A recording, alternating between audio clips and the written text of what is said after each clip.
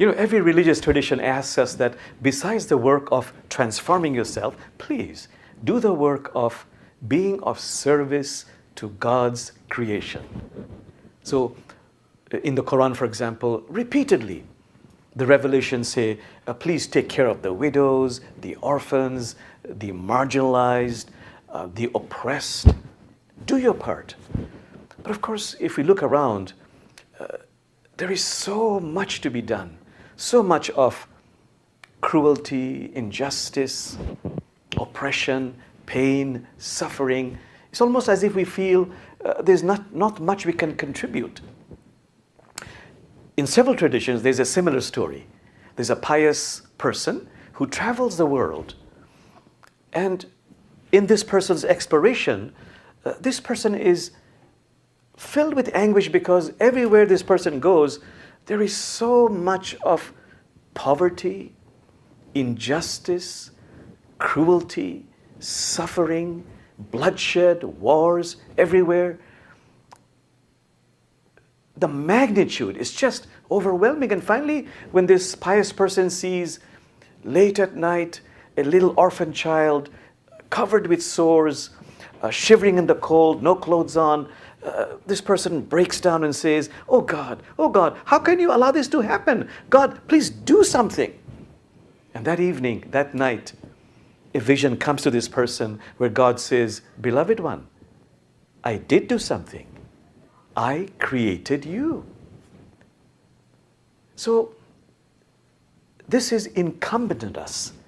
This is part of our mission on earth, to be of service to God's creation, doing our part.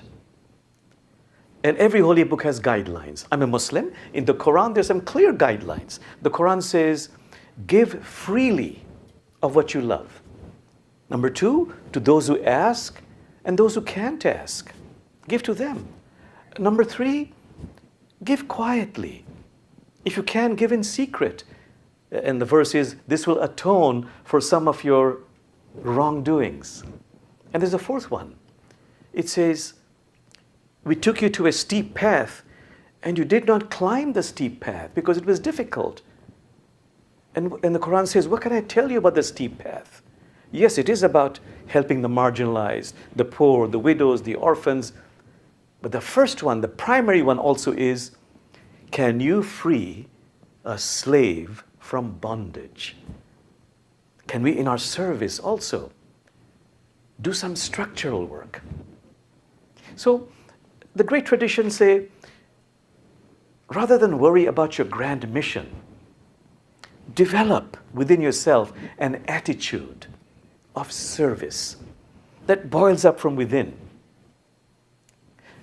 Prophet Muhammad, peace be upon him, he said, do good deeds according to your capacity. God never tires of giving rewards for good deeds unless you get tired. The good deeds most loved by God are the ones you do regularly, no matter how small they are. So may we be of service and realize by being of service, this fulfills something within us. It gives meaning to our life. So I love that quotation by that Nobel Prize winner Tagore, that Bengali poet who wrote, I slept and dreamt life was joy. I awoke and found life was service. I served and lo, service was joy. Thank you.